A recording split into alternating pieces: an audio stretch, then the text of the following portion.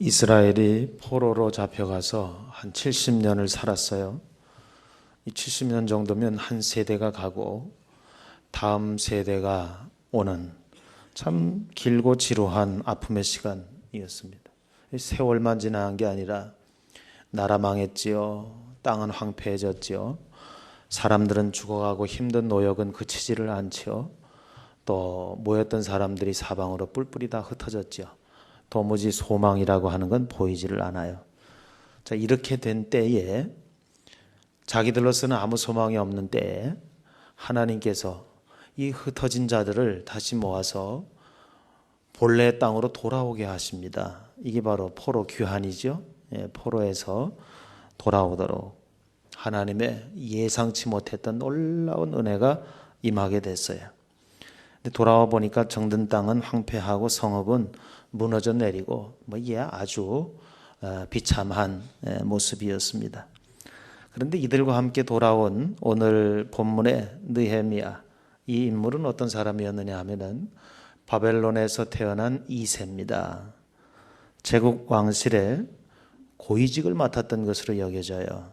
뛰어난 행정가고 그야말로 출세가도를 달려서 요즘으로 말하면은 대통령실장, 왕의 비서실장 직책 정도를 차지했어요. 그럼에도 불구하고 나라 잃은 백성이 포로로 잡혀와서 성공하고 출세하면 무슨 의미가 있겠느냐. 여호와를 섬기고자 하는 간절한 마음으로 안락한 왕실 생활을 버리고 예루살렘으로 다시 같이 귀환을 합니다. 그리고 아주 강력한 리더십을 가지고 예루살렘을 재건하는데 물론 방해 세력들이 많이 있었고 회방과 조롱거리가 끊이지 않았지만 민족의 상징이었고 그리고 신앙의 중심지인 예루살렘을 잘 복구를 하게 됩니다. 예루살렘이 이렇게 무너지고 그리고 백성들이 떠난 이유가 무엇이었습니까? 이스라엘의 범죄 때문이었죠. 특별히 우상숭배 때문에 그리 된 것이죠. 다시 한번 허물어진 예루살렘 성을 하나님을 향하여서 담대하고 깨끗한 믿음을 가지고 말씀에 의지해서 재건을 하게 된 것입니다. 기초를 놓고 무너진 것을 복구하고 아름답게 재건을 해서 이제 이스라엘 백성들이 새롭게 기댈 수 있는 그러한 보호받을 거처가 생기게 된 것입니다. 대단하죠. 대단한 것이에요. 그런데 바로 이제 이때에 예루살렘 성의 기초가 다 세워지고 재건이 되어지고 다 이제 좋게 모양을 갖춘 후에 사람들이 수문 앞 광장에 모였습니다. 삶의 외적인 형태도 중요하지만 더 중요한 것은 바로 심령의 변화라고 하는 것을 붙들려 포로 생활을 하면서 이스라엘 백성은 깨닫게 됐어요. 그러니까 쉽게 말하면 명예, 권세, 물질, 학력, 건강 다 우리가 챙기는 거 아니겠어요? 아주 하나라도 소중하지 않은 게 없죠. 그런데 이런 것보다 우선해서 가장 먼저 필요한 것을 포로의 이 체험을 통하여서 깨닫게 됐는데 그게 뭐냐? 심령의 변화였다는 것이에요. 그래서 허물어진 성을 재건하는 것 못지않게 자신들의 왜 우리가 붙들려 갔으며 이 나라가 이렇게 황폐하게 됐으며 성읍이 무너지게 됐는가? 우리의 범죄 때문 아닌가?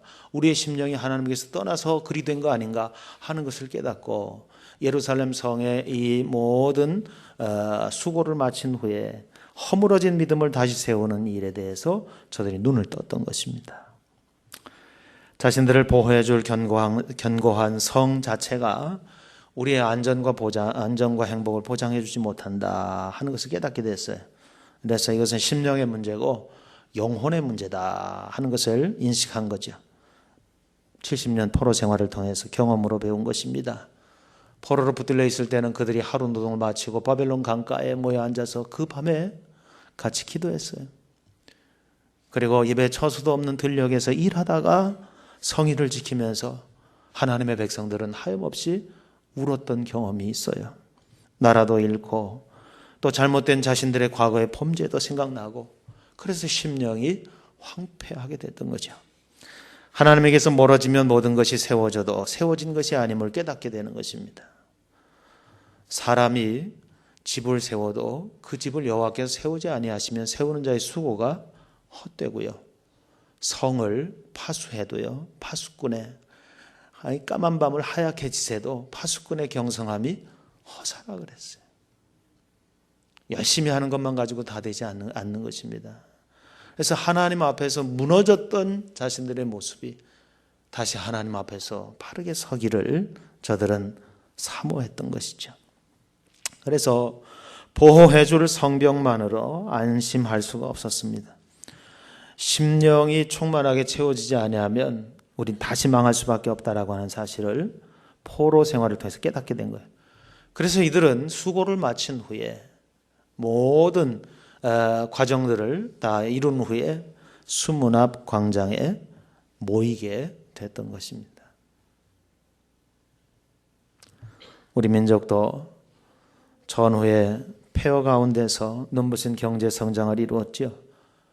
세계적으로 국가 경쟁력이 그 위상이 점점 높아졌어요. 아주 잘 살고 있습니다. 근데 이 가난에서 벗어나자마자 이제 이 사회는 범죄가 증가하고 사회 갈등이 심각해지고 빈부격차가 날로 더 커지고 그리고 인간성이 심하게 왜곡되고 파괴되는 이 사회 병리 현상이 곳곳에서 나타나고 있다는 것입니다. 이 세상 얘기만이 아니라 교회 안에 우리도 들어와 있지만 우리가 하나님의 말씀에 의해서 영향을 받고 붙들리고 거듭나지 아니하면 몸만 교회에 들어와 있는 것 가지고는 아무런 능력과 역사가 나타나지 않습니다. 여러분, 우리가 24시간 그래도 방심하면서 살아가는 이 땅의 문화가 바로 이와 같은 것이죠.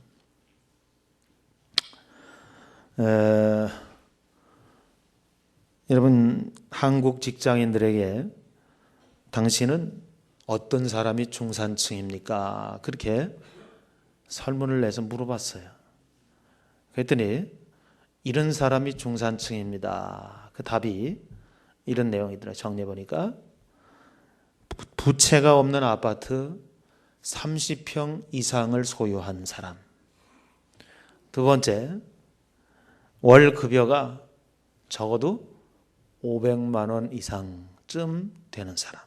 세 번째, 자동차는 2000cc 기준으로 그 이상 중형차를 모는 사람. 예금액 잔고가 한 1억 정도는 항상 있는 사람. 해외여행을 1년에 한두 차례 정도는 늘 다녀오는 사람. 이렇게 정리가 됐어요. 여기에 직장인들이 나는 이런 사람이 중산층입니다 라고 생각하는 한국인 의식구조입니다. 근데 여러분 1, 2, 3, 4, 5 항목을 보니까 다 무슨 내용이에요? 한 글자로? 돈이죠, 돈. 한국 사람들은 중산층에 대한 개념이 다 돈입니다, 돈. 사실은 건강한 중산층이라고 하는 것은 이 사회를 건강하게 이끌고 갈 수 있는 대다수의 사람들을 말하는 거거든요. 그 중산층이 폭이 넓어져야 되거든요. 많아져야 되거든요. 아주 없는 사람도 있고 아주 잘 사는 사람도 있지만 그러나 이 중산층이 사회에서 얼만큼 폭넓게 자리하느냐에 따라서 그 사회가 건강한 사회라 이렇게 평가를 받게 되는데 여러분 이것이 직장인들만의 생각이겠어요? 교회 바깥의 세상만의 생각이겠어요? 오늘 교회 안에서 하나님을 예배하는 우리들도 자유롭지 않죠. 이런 기준들입니다. 대부분 돈입니다. 그런데 나라를 달리해서 프랑스의 이 중산층의 기준이 뽕피두 대통령이 삶의 질이라고 하는 연설에서 이런 얘기를 했어요. 중산층이 누구냐? 외국어 하나쯤은 할 줄 알고, 두 번째, 구경하는 스포츠가 아니라 자기가 직접 함으로 즐기는 스포츠가 하나 정도는 있고, 다루는 악기가 있고, 남들과는 다르게 만드는 요리에 레시피가 있고, 그리고 사회적으로 공적인 분노에 빠지지 않고 의연히 참여하는, 약자를 돕고 봉사활동을 꾸준히 하는 사람이 이 사회의 중산층입니다. 물론 직장인들이 답한 건 아닙니다. 뽕피두 대통령이 연설 가운데 얘기한 프랑스의 중산층은 이렇습니다 라고 얘기한 자기 기준일 수도 있어요. 근데 여기에 돈이 하나도 안 들어갑니다. 돈이. 영국 옥스퍼드 대학에서 제시한 중산층의 기준, 첫째, 페어플레이를 할 줄 알고 자기의 주장이나 신념이 뚜렷하고 독선적이지는 않고 약자를 두둔하고 강자에 대응할 줄 알고 불의와 불평과 불법에 의연히 대처하는 사람이 이 시대의, 이 사회의 중산층이다. 이렇게 옥스퍼드대에서 발표를 했어요. 여기도 돈이 하나도 안 들어가요. 돈이. 그러면 좀 세월을 거꾸로 가서 우리나라 조선시대 중산층은 누구냐? 두억한 집을 가지고 있고 두어 이랑 전답을 소유하고 겨울 소못과 여름 배옷이 각각 한 두어 벌 정도 가지고 있고 읽을 책이 한 시렁 정도 얹혀 있고 검은고 한 대 정도 이렇게 가지고 있고 햇빛을 쬐일 마루 하나가 있고 차를 다릴 화로가 있고 늙은 몸을 부축할 지팡이 하나가 있고 봄 경치를 찾아다닐 나귀 한 마리를 키우고 의리를 지키고 도리를 어기지 말며 나라의 어려운 일에 바른 말을 하고 사는 자가 이 시대의 중산층이다. 이렇게 정리가 되어 있습니다. 그러면 조선시대 정도만 해도 물론 거기에도 이제 여러 가지 삶의 편리한 부분들이 지적이 됐지만 어때요? 지금과는 그래도 사뭇 격조가 있지 않습니까? 사람같이 사는 인간성이 그 우선되는, 예? 뭔가 운치와 여유와 남들을 좀 이렇게 배려할 수 있는 틈이 보이지 않습니까? 차를 다릴 만한 화로 하나와 늙은 몸을 부축할 지팡이 하나, 봄 경치를 찾아다닐 나귀 한 필. 여러분, 이것을 돈독이 오는 사람의 요구사항으로 보이진 않죠? 우리가 참 잘 살게 됐습니다. 한번 말씀드린 대로 전 세계 인구를 통틀어서 냉장고를 소유한 사람이면은 전 세계 15% 안에 드는 부자라 그랬습니다. 지금도 양재기 하나, 뭐 냄비 하나, 두 개도 아닌 그 하나로 모든 요리를 다 소화하는, 수저, 뭐 젓가락, 포크, 나이프 이런 건 생각도 못 다 손으로 직접 다 처리해서 먹고요. 이런 사람들이 셀 수 없이 많이 있습니다. 우리는 인천공항을 떠나자마자 불편하다 느낄 정도로 잘 사는 나라에 살고 있습니다. 인천공항을 이륙하자마자 이제 우리는 불편을 감수해야 되는 거죠. 세계 여행이 아니라 불편 여행이죠. 세상에 24시간 장사하는 나라가 대한민국밖에 어디 있어요? 24시간 편의점이 있는 나라가 없거든요. 우리 성지순례만 가도 아랍 가게들이요, 딱 오후 6시에 문 딱 닫아요. 너무 이르잖아요, 장사가. 그들이 항변하는 게 뭐냐면 너만 개인 생활이 있고 나는 개인 생활이 없냐. 돈 벌어서 뭐 하려고. 잘 살자고 하는 건데 나도 애가 있고 처가 있고 처자식이 있으니 그들과 함께 지낼 시간이 필요하다. 그러니 가게 문 열었을 때에 필요하면 와서 사든지 너를 위해서 그 시간까지 문 열 이유가 없다는 거예요. 어느 게 맞아요? 건강하게 살죠. 나. 그러므로 여러분, 오늘 우리가 세계에서 가장 편리한 나라에 산다 그래도 과언이 아닌데 그게 잘못됐다는 것이 아니라 이렇게 잘 살게 되었는데 불구하고 그 사회 안을 들여다보니까 왜 이렇게 문제가 많느냐는 거예요. 여러분, 소망이 교회밖에 없어요. 믿는 이밖에 없어요. 세워진 교회와 모인 사람들이 소망이 아니라 하나님의 말씀 앞에 포로에서 돌아와서 예루살렘 성을 중건한 후에 그들의 소원은 뭐예요? 내 심령이 하나님 앞에 앞다투어 세워져야 되겠다라고 하는 이 소망이었어요. 그 소망을 가지고 하나님의 말씀을 묵상하고 하나님 말씀 듣고 그 하나님의 말씀을 순종하여 삶에 실천하는 사람들, 그 사람들이 오늘 희귀하다라고 하는 것입니다. 알긴 아는데 실천은 안 하는 거예요. 순종은 안 하는 거예요. 오늘 이 부분이 치유가 되어지고,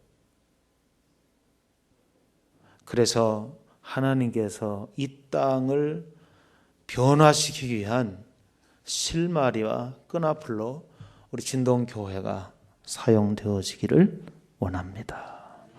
영적인 기초를 다시 놓아야 됩니다. 수문 앞에 광장에 모인 이스라엘처럼 우리의 심령이 바로 세워지지 아니하면 망한다는 거야. 돌아왔지만 안심할 수 없다는 거예요. 예루살렘 성을 이렇게 다시 세웠지만 믿을만 하지 못하다는 거예요. 우리가 다시 하나님 앞에서 심령이 떠나버리면 이까지 성 작살나는 거는 이건 시간 문제라는 거예요. 이걸 알았어요. 끔찍하게 몸으로 체험했어요. 그렇기 때문에 여기에 마음 두지 않아요. 성은 세웠지만 마음 두지 않아요. 이런 사람들이 일을 저지르는 사람들입니다. 우리의 심령이 세워지지 않으면 망하니 우리 심령의 은혜의 담비를 부어주셔야 되겠습니다. 그리고 모여라 한 것이 아니라 저들이 우리가 모일 테니 말씀을 좀 가르쳐 주십시오 라고 먼저 요청을 한 거예요. 요청을. 하나님의 말씀을 가져다가 우리에게 읽어주세요. 들려주세요. 그 뜻을 알게 해주세요. 우리가 순종하겠습니다. 살아야겠습니다. 다시 또 망할 수는 없습니다. 바로 그거죠. 우리가 똑같이 이스라엘 백성처럼 할 이유는 없습니다. 그것이 우리에게 성경이 주어져 있는 이유예요. 이때의 절기가 종교력으로는 7월인데 민간력으로는 1월입니다. 그래서 이스라엘은 두 달력을 쓰고 있어요. 그래서 민간력으로는 1월이기 때문에 7월 1일이 1월 정초입니다. 그때에 나팔 소리가 울리는 거죠. 거룩한 집회를 위해서 나팔을 불었어요. 첫날을 하나님께 드리기 위해서. 하나님이 지켜주지 아니하시면 우리도 설 수 없다라고 하는 이 사실 앞에 저들은 공통된 마음을 가졌어요. 그래서 긴 나팔이 울려 퍼질 때 사람들은 수문 앞 광장으로 모여들기 시작한 거죠. 우리도 1월달 월삭 기도회를 했습니다.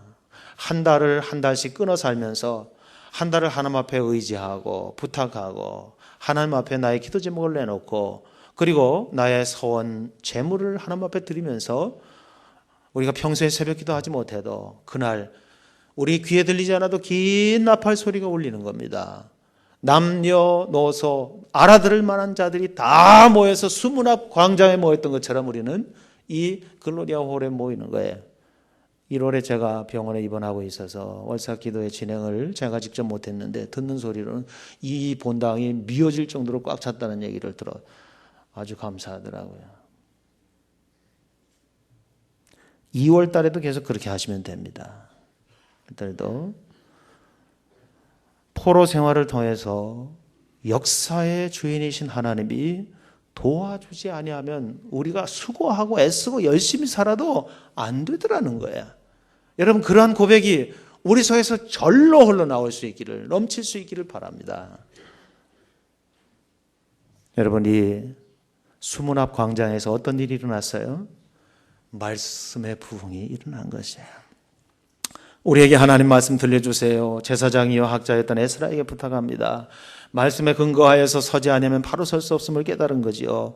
그동안 예루살렘 성을 재건하면서 고생했으니 쉬며 즐거워하고 잔치를 베풀고 이게 경우에 맞는 일 아니겠어요? 그런데 저들은요 그 수고를 끝낸 후에 바로 에스라에게 부탁하는 거예요. 우리가 모입니다. 하나님 말씀을 좀 들려주세요. 과외하겠다는 거죠. 과외. 예? 그래서 하나님 말씀을 가져다가 저들에게 들리니 저들이 막 울고 불고 왜요? 감동이 솟구친 것입니다. 하나님 말씀을 사모해요. 하나님 말씀에 집중해요. 하나님 말씀 앞에 모여서 온종일을 자신의 삶을 새롭게 하기 위해서 안간힘을 써요. 새벽부터 정오까지 그렇게 긴 시간 동안 저들이 각자 성경을 든 것도 아니에요. 읽어주는데 귀를 기울이고 하나님 말씀을 들었어요. 여러분 지금 읽으려고 하면 다 읽을 수 있지 않습니까? 지금 다 청력 이상이 아닌데 들으려면 다 들을 수 있지 않습니까? 그런데 이렇게 같이 앉아 있기는 하지만 설교학적인 통계가 30% 이상은 안 듣는다는 거예요. 30% 이상은 안 듣는다는 거예요. 초장 30초 안에 이 설교를 들어야 될지 말아야 될지 벌써 청중은 결정했다는 거예요. 이게 설교학적인 내용이에요.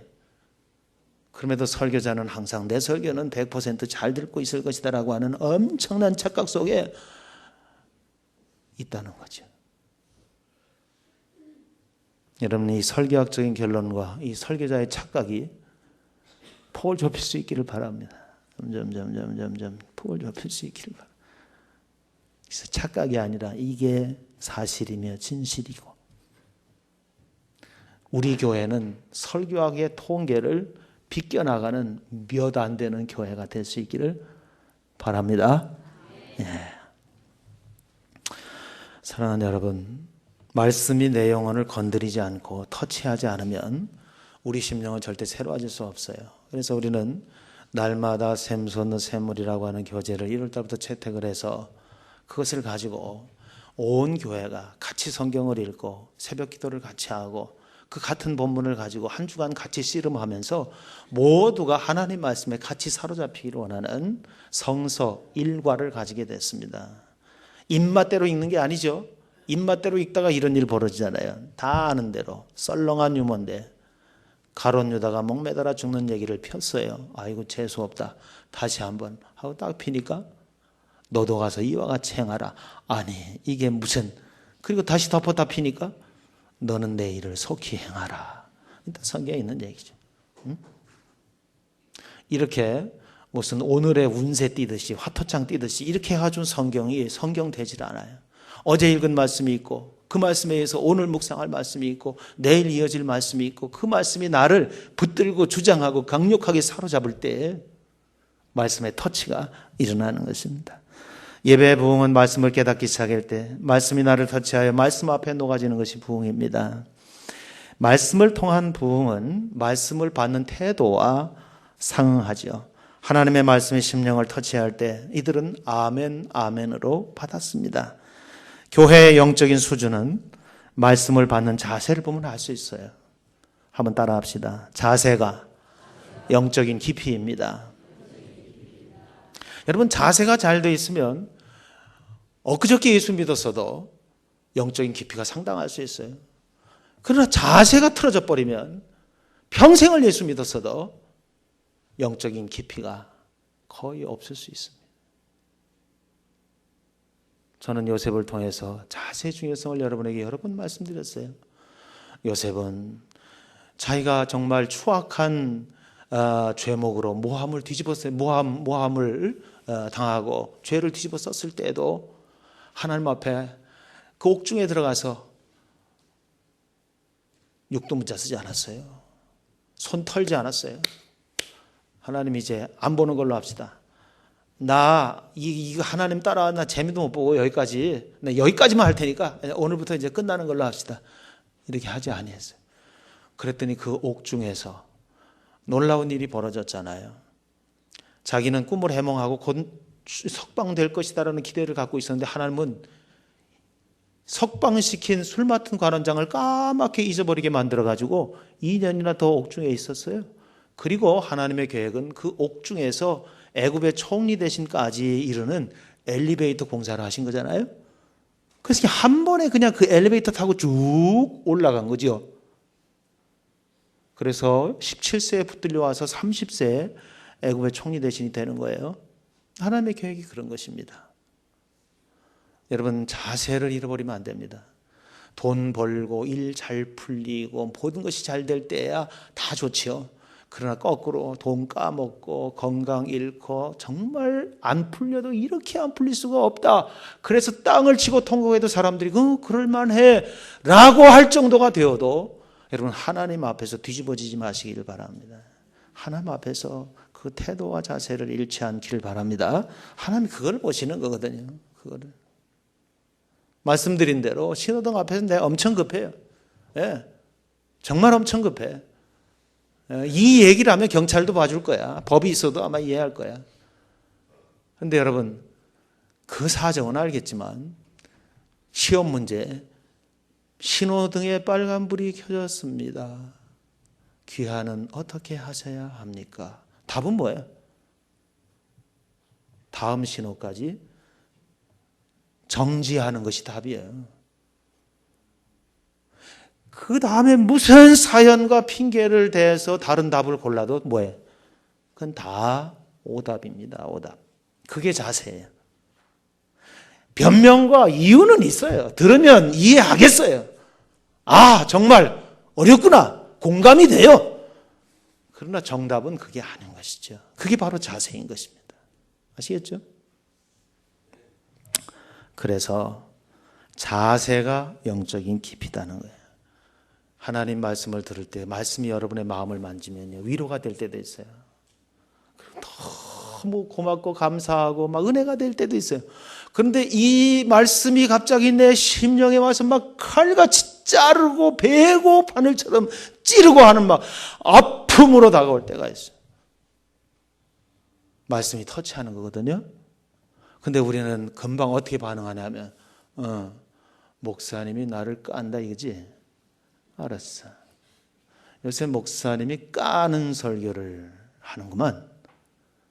여러분, 저는 그냥 울림통이고 소리통이라고 생각을 하세요. 말씀이 내 심령에 터치하는, 이것이 바로 수문학 광장에서 있었던 일이에요. 그들은 하나님의 말씀이 들려올 때 감격해서 일어섰어요. 하나님 말씀에 대한 경외심으로 머리가 쭈삣거렸어요. 다시 말씀을 들을 수 있다라고 하는 감격 때문이었습니다. 홍수에 마실 물이 없음 같이 말씀의 홍수 시대에 말씀을 선택하는 청중들이 늘어나고, 그리고 말씀을 평가하는 청중들이 늘어나요. 그러나 여러분, 이것은 틀린 자세예요. 영적인 깊이가 없는 것입니다. 그들은 아멘, 예, 그렇게 살겠습니다 라고 결단을 했어요. 거기에 부흥이 일어났습니다. 하나님의 말씀의 권위가 존중되고 순종되고 복종되는 것에 역사는 지금도 일어나게 될 줄로 믿습니다.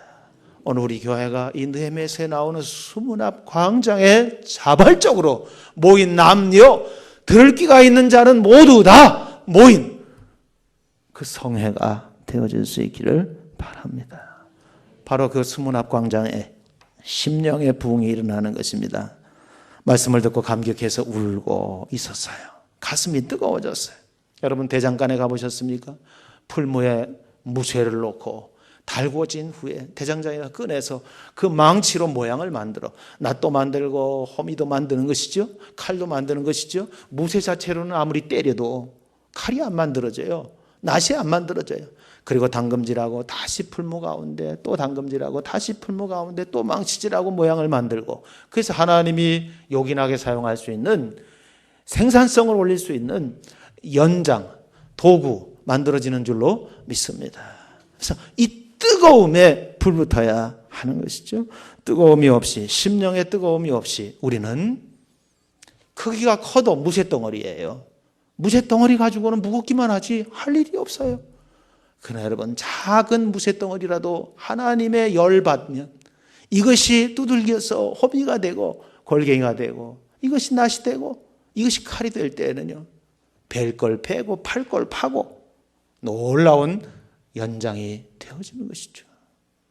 이 심령의 뜨거움이 수문학 광장에서 있었던 것처럼 하나님의 말씀이 여러분을 터치할 수 있도록 거부하지 마세요. 그렇게 기도하세요. 그때 심령에 불이 붙는 것을 경험하게 될 것입니다. 그때 하나님께서 나를 매만져서 하나님이 쓰기에 합당한 연장으로 만드시는 것을 체험하게 될 줄로 믿습니다. 이렇게 될 때에 그 수문학 광장에서 순종하는 역사가 일어나게 된 것입니다. 여러분, 부흥이라고 하는 것을 이렇게 정의를 해보죠.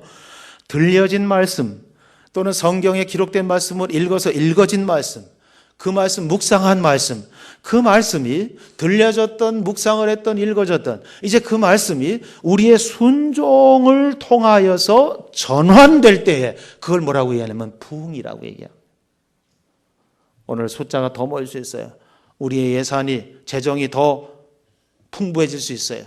그러나 여기에 더 모여서 갑절로 모이고 배가로 성장을 하고 이렇게 되는 일이 있어도 들려진 말씀에 개개인이 순종의 넘어가는 전환의 과정이 없다라고 하면은 그것은 부흥이라고 말할 수가 없습니다. 양적인 성장과 물질적인 부여보다 높은 가치가 뭐예요? 들려진 말씀이 내 삶에서 실천적으로 순종이라고 하는 과정으로 넘어가는 전환, 바로 이것이 부흥이에요. 개인의 부흥이에요. 교회의 부흥이에요. 이 부흥을 통하여서 이 교회가 이 사회에 빛과 소금의 역할을 감당하게 될 줄로 믿습니다. 우리 읽지는 않았지만 13절, 14절에 보니까 이제 에스라가 말씀을 더 읽어요. 여호와께서 모세에게 명하사 이스라엘 자손은 7월 절기에 초막에 거할지니라, 이런 얘기를 해요. 여러분 70년 동안 포로 생활할 때 잊고 있었어요? 아니, 들어보지도 못했어요. 그런데 초막에 거하래요. 초막이 뭐예요? 텐트 치라는 거예요? 야영하라는 거예요? 불편한 명령이에요. 이렇게 한번 해석할 거예요. 새로 부임한 담임 목사가 과거의 어려운 시절을 체험하기 위해서 훈련의 일환으로 한 주간 여름에 텐트 생활을 합시다, 이렇게 지시를 했다 합시다. 여러분 더우면은 습하면은 에어컨 틀고 제습하고 우리 다 편하게, 그래도 다 뭐예요? 이게 고상하고 말이죠. 예? 좀 이렇게 지내지 않습니까, 여름에? 그런데 텐트에 나가면요, 에어컨이 어디 있어요? 그냥 고온 다습에 그냥 노출되는 거예요. 얼마나 불편해. 찐득찐득 막 습기가 몸을 척척 감을 때, 예? 이게 텐트 생활입니다. 이게 초막 생활이에요. 모기가 장난이 아닙니다. 또 비라도 내려봐요. 비라도. 예? 비도 또 계속 줄창 내리는 장마를 만나봐요. 여러분 또 그 텐트 생활을 하면서 또 여러분 하루에 한 번씩 그렇게 또 깔끔 떨고 샤워하던 거, 그 뭐 금방 그거 뭐 일주일 내내 샤워 안 하고 지낼 수 있어요? 어디 가서 어떻게 씻을 건데? 생기는 빨래는 어떻게 처리할 거예요? 아니 그건 둘째치고 화장실은 또 어떻게 할 거예요? 여러분 텐트에 나오면은 불편한 게 한두 가지가 아니잖아요. 그러나 하나님의 말씀을 가져다가 우리에게 읽어주십시오. 그래서 읽다 보니까 제7월에는 초막에 거할지니라고 하는 하나님께서 모세에게 한 명령이 드디어 이들에게 생판 처음 들려지게 됐을 때, 여러분 15절 16절에 이 백성이 어떻게 했어요? 뭘 그렇게 유난을 떨면서 예수를 믿나? 들은 척도 안 하는 사람, 반문하는 사람, 또는 뭐랄까요? 에스라 목사가 너무 보수적이고 너무 근본주의적이고 에이 이거는 아니지, 뭐하러 그렇게 해? 내 집이 있는데, 이렇게 토를 단 사람이 아무도 없었어요. 15절 16절에 보니까 백성이 이에 나가서 나뭇가지를 취하여 광장에 초막을 말씀대로 그들이 초막절을 지켰다라는 사실. 신앙생활은 나의 편리를 따라 사는 게 아니거든요. 나의 취향과 나의 계획을 따라 사는 게 아니거든요. 하나님 말씀에 붙들려 살아가는 거거든요. 하나님 말씀에 순종하며 사는 삶이거든요. 그러니까 하나님의 말씀이 내 가슴, 내 심령을 터치하지 아니하면 일어날 수 없는 일이고, 그리고 하나님의 말씀이 터치될 때 내 가슴이 뜨겁게 하나님의 연장으로 만들어질 수 있을 만큼 녹아내릴 정도로 그렇게 달궈지지 않으면 안 되는 거거든요. 맨정신으로 안 됩니다. 목사니까 체면이 있지 체면 치레로 안 됩니다. 하나님의 말씀이 와서 터치될 때 뜨겁게 달궈오른 그 마음으로 이 순종은 가능해진다는 거예요. 오늘 말씀이 우리의 심령을 터치하고 우리의 심령을 흔들어 놓고 뜨겁게 달굴 때 이것이 비로소 가능해지는 것입니다. 여러분 파도타기라는 거 아시죠? 윈드서핑이라고 말하죠. 길쭉가 넓지 않아 가지고선 산더미 같이 솟아오른 파도를 타고선 해안으로 이렇게 이제 다가오는 아주 재미난, 보기에만. 윈드서핑 학교가 있어요. 그 학교에 가면은 장비는 어떤 종류들이 있고, 파도의 종류는 어떠하고, 파도가 올 때 파도 위에 어떻게 서고, 가능한 한 파도 위에서 오래 버티는 기술은 이러이러하고, 파도를 탈 때와 파도에서 내려올 때는 어떻게 하고, 이런 걸 가르칩니다. 그런데 이 윈드서핑 학교에서 가르치지 않는 게 있어요. 뭘까요? 그것은 파도를 일으키는 법은 배울 수가 없다는 거예요. 파도는 누가 일으켜요? 자연현상 같지만 우리가 영적인 면에서 보면 누가 일으켜요? 하나님이 일으키시는 것입니다. 그러므로 우리의 신앙은 뭐예요? 파도를 일으키는 게 우리의 신앙이 아니라 하나님이 일으켜 놓은 파도를 잘 타고 즐기는 것이 우리의 신앙이에요. 그래서 우리 신앙생활을 세들백 교회 리고렌 목사는 윈드서핑과 같다 그렇게 얘기했어요. 하나님이 일으킨 파도를 잘 올라타서 해안까지 빠지지 아니하고 멋있게 타고 들어오는 거예요. 즐기는 거예요. 사랑하는 여러분, 우리는 단지 파도를 타는 사람들이거든요. 영적인 파도는 하나님이 일으키시거든요.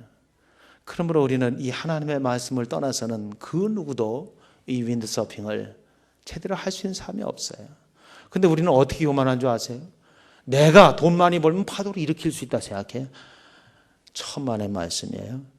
만만의 콩떡입니다. 절대로 우리는 그런 존재가 아니에요. 그런데도 불구하고 우리는 얼마나 자기주도적으로 사는지 몰라요. 나는 할 수 있어. 너는 안 돼도 나는 할 수 있어. 그리고 연줄과 및 그 사람들 또는 어떤 물량 이런 것들을 가지고 얼마든지 언제든지 파도를 만들어낼 수 있다고 생각을 해요. 여러분, 그것이 잘못된 생각입니다. 그래서 우리는 하나님의 말씀을 통하여서 하나님의 연장이 되어서 하나님이 일으킨 파도를 즐기면서 같이 노는 초청받은 사람이에요. 하나님의 일의 동역자예요. 내가 할 수 있는 일은 하고요, 할 수 없는 일은 못합니다. 이걸 빨리 구분해서 인정을 해야 될 것이, 오늘 진동교회도 부흥을 사모합니다. 부흥의 주도권은 사람에게 있지 않아요. 목사에게 있지 않아요. 기술에 있지 않아요. 방법에 있지 않아요. 하나님이 그 주도권을 가지고 있습니다. 그래서 이 하나님이 일으킨 파도에 여러분의 시간과 재능과 물질과 그리고 그 모든 것을 다 동원해서 이 파도를 쫙 올라타서 즐길 수 있는, 그러기 위해서 하나님의 말씀이 우리의 뭐가 돼요? 교과서가 돼야 되는 것이에요. 잘 알아야 됩니다. 그래서 우리는 이 교과서된 하나님의 말씀을 보다 더 가까이 하기 위해서 날마다 솟는 샘을 줄여서 날샘이라고 했죠. 이거 한 권에 2,500원이에요. 지난 주간에 한번 얼마나 구입을 했는지 파악을 했더니 막 거의 그냥 공짜로 먹으시려고 그러는지 그냥 구입들 안 하셨더라고요. 뭐 있으나 없으나 뭐 여러분 투자를 할 수 있기를 바랍니다. 그냥 책이라도 사놓으세요. 아, 그랬더니 어떤 분은 또 이렇게 얘기하더라고요. 그 왜 교회에서 강매를 합니까? 아, 그래서 제가 강매라는 소리를 듣고 충격을 받아서, 그럼 제가 사드릴게요. 제가 특별히 선물하겠습니다. 여러분, 우리가 이렇게 됐어요. 우리가 심령 2,500원 앞에서 하나님의 말씀을 좀 더 가까이 다가가자는데 강매라는 얘기가 나와요. 아, 세상이 점점 힘들어지고 어려워지는구나. 우리 마음이 이 정도로 강팍해졌구나. 우리 잘 모르거든요.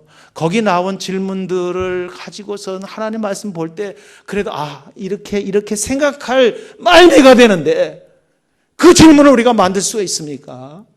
다 연구해가지고 어렵게 그렇게 만들어 놓은, 여러분 책을 만들어서 2,500원 받아가지고선 뭐가 남겠어요? 아니에요. 그것도 사역으로서 교회를 섬기는 일이거든요.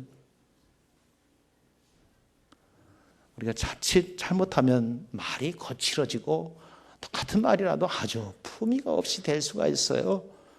여러분, 그러면 안 돼요. 그것은 아닙니다. 그래서 그 주도권이 하나님께 있는 줄 알고 우리는 하박국 선지자의 기도를 따라해야 돼요. 여호와여, 내가 주께 대한 소문을 듣고 놀랐습니다. 여호와여, 주는 주의 일을 이 수년 내에 부흥케 하옵소서. 이건 뭐예요? 우리가 하겠습니다가 아니라 주여, 주님의 능력으로 파도를 일으켜 주옵소서. 집채 많은 산더미 많은 파도를 일으켜 주옵소서. 우리가 그 파도를 즐기겠나이다. 이것이 돼야 돼요. 어떻게 즐기실 겁니까? 배워야 하는 거죠. 말씀을 통해서 그 파도에 오르는 법과 내려오는 법과 그 파도에서 오래 견디는 법을 배워야 돼요. 그러면 하나님이 주시는 이 파도가 공포가 아니라 얼마나 기쁘고 기대가 되는지 모르는 거죠. 더 큰 파도가 와라, 더 높은 파도가 와라, 이건 시시해서 못하겠다. 축복이 됐든 어려움이 됐든 그거를 타고 놀 줄 아는 사람이 된다는 거예요. 태도를 잃지 아니하고 그거를 타고 즐길 수 있는 사람이 된다는 거예요. 이야, 얼마나 좋아요. 영적인 부흥이 없이 바로 섰던 교회는 역사상 없습니다. 성도들이 가슴 속에 감격으로 넘치지 않고 예배 가운데 기쁨으로 임할 수 없고 하나님과 개인적으로 뜨거운 교제와 기도가 없이 하나님 앞에 바로 서서 교회를 힘있게 섬겼던 역사적인 사례가 없습니다. 사랑하는 여러분, 부탁을 드립니다. 하나님께서는 유무식을 구별하지 아니하고 하나님 말씀을 사모하는 자에게 알게 하실 줄로 믿습니다. 깨닫게 하실 줄로 믿습니다. 보여지게 하실 줄로 믿습니다. 걱정하지 마세요. 이건 신학교에서 하는 것이 아닙니다. 사랑하는 내 백성을 위해서 하나님께서 원하시고 바라시는 일이에요. 우리에게 영적인 부흥이 필요합니다. 여러분, 우리가 한두 번의 신비적인 경험을 할 수 있지만 그거 아닙니다. 우리 교회는 내 분위기, 내 기분에 맞아. 내 직성에. 여러분, 그런 만족 아닙니다. 우리 교회는 나하고 말이 통하는 어울릴 만한 또래들이 많아. 여러분, 그거 아니에요. 내가 교회 나갔는데 생활이 점점 낮아가지고 이제 좀 어렵지 않아. 여러분, 좋은 일이지만 그거 아닙니다. 하나님 말씀으로 내 마음에 부딪힘이 와요. 터치돼야 됩니다. 그리고 하나님의 말씀으로 뜨겁게 풀무질이 되어서 하나님께서 나를 무엇을 만드시든지 만드실 수 있도록 그렇게 달구어진 새가 되어야 됩니다. 사모하세요. 여러분, 첫 걸음부터 우린 덮어놓고 하지 말고 이제는 말씀을 펴놓고 그렇게 말씀에 공감하고 온 교우가 같은 본문으로 같은 묵상을 하면서 그렇게 하나님의 은혜 가운데 거할 수 있기를 주의 이름으로 축복합니다. 기도합시다. 아버지 하나님 감사합니다. 아버지 하나님 소망합니다. 하나님의 말씀의 깊이와 넓이와 높이를 더해가기를 원합니다. 하나님의 말씀이 내 마음 가운데 부딪히기를 원합니다. 하나님 말씀으로 우리가 힘있게 뜨겁게 달궈지기를 원합니다. 하나님의 연장과 도구가 되기를 원합니다. 하나님의 손에 붙들려서 내 인생 한번 멋들어지게 사용되어지며 하나님과 통역하기를 원합니다.